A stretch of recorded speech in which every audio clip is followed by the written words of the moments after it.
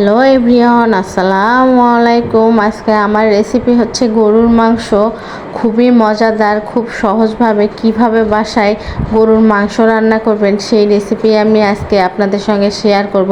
আমি বরাবর যেভাবে রান্না করি আজকে সেইভাবেই আপনাদেরকে করে দেখাবো। আমি এখানে 1.5 কেজির মতো গরুর মাংস নিয়েছি, হাড় চর্বি সহ নিয়েছি। এরপর দিয়ে দিচ্ছি পেঁয়াজ কুচি।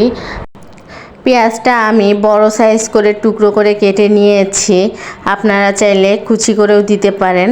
মাংসটা কষাতে অনেক সময় লাগবে, এই জন্য আমি বড় সাইজ করে নিয়েছি। এরপর দিয়ে দিলাম আস্ত কয়েকটা রসুন কোয়া, আর দিয়েছি রসুন বাটা 1.5 টেবিল চামচের মতো, আর দিয়ে দিলাম আদা বাটা 2টা কিউব।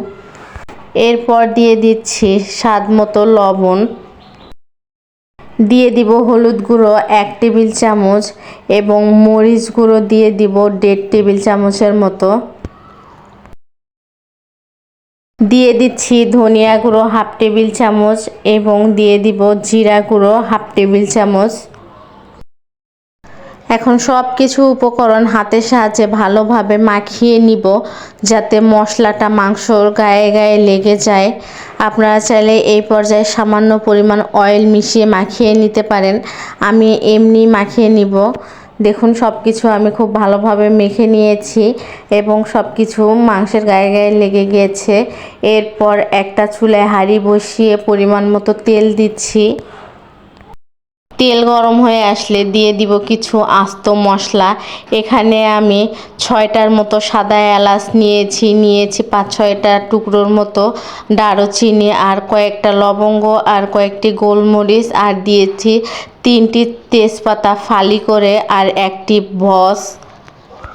এখন একটু মশলাটা ভেজে নিব। মশলাটা ভেজে নেওয়া হয়ে গেলে মেখে রাখা মাংসটা দিয়ে দিলাম। মাংসটা দিয়ে একটু নেড়েচেড়ে সব কিছু ভালোভাবে মিশিয়ে নিচ্ছি। আপনারা চাইলে সরিষার তেল দিয়ে এই রান্নাটা করতে পারেন। সরিষার তেল দিয়ে রান্নাটা করলে আরও বেশি টেস্টি হয়। আমি মাংসতে এক্সট্রা কোনো পানি অ্যাড করব না, মাংস থেকে যে পানিটা বের হবে ওইটা দিয়ে মাংসটা কষিয়ে নেব। এর জন্য ঢাকনা দিয়ে ঢেকে দিলাম।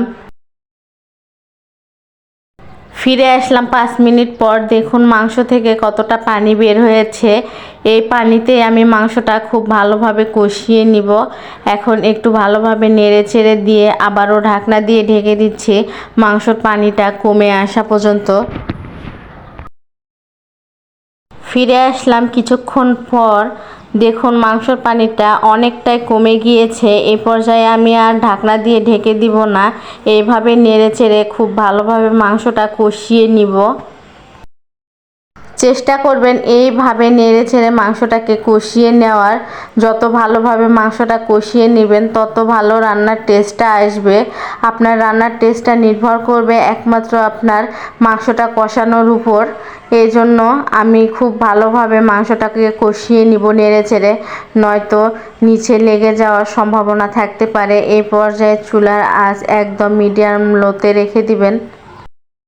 আমি প্রায় 20 থেকে 25 মিনিট ধরে মাংসটাকে কষিয়ে নিয়েছি। দেখুন দেখেই বুঝতে পেরেছেন, এবং মাংস থেকে তেলটা ছেড়ে দিয়েছে, মাংসতে একটুও পানি নেই।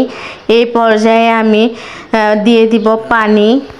মাংসটা সেদ্ধ হওয়ার জন্য যতটা পানি দেওয়ার দরকার সেই অনুযায়ী পানি দিবেন, আর যেটুকু ঝোল রাখবেন সেই অনুযায়ী পানিটা দিয়ে দিবেন।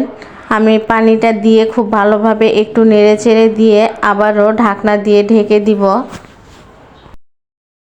ফিরে আসলাম কিছুক্ষণ পর। ফিরে এসে আবারও সব কিছু উপকরণ ভালোভাবে নেড়ে চেড়ে দিচ্ছি। নেড়ে চেড়ে দেওয়া হয়ে গেলে দিয়ে দিব আস্ত 4টার মতো কাঁচামরিচ, ফ্লেভারের জন্য দিয়ে দিলাম। এখন দিয়ে একটু নেড়ে চেড়ে দিয়ে ঢাকনা দিয়ে ঢেকে দিচ্ছি মাংসটা সেদ্ধ হয়ে আসা পর্যন্ত। কিছুক্ষণ পরে ঢাকনা খুলে দেখছি আমার মাংসটা একদম সেদ্ধ হয়ে গিয়েছে এবং পানিটাও কমে গিয়েছে। এই পর্যায়ে দিয়ে দিচ্ছি ভাজা জিরে গুঁড়ো। ফ্লেভারের জন্য খুবই ভালো লাগে, যারা ভাজা জিরের গুঁড়োটা পছন্দ করেন দিবেন। রান্না শেষে খুবই ভালো টেস্ট আসে খেতে। আবারও ঢাকনা দিয়ে 5 মিনিটের জন্য ঢেকে দিয়েছিলাম। রান্না আমার প্রায় কমপ্লিট। এই পর্যায়ে চুলা অফ করে দিয়ে নামিয়ে নিচ্ছে। চলুন তাহলে আপনাদেরকে পরিবেশন করে দেখাই। দেখুন কত সহজে আমি গরুর মাংসটা রান্না করে ফেললাম।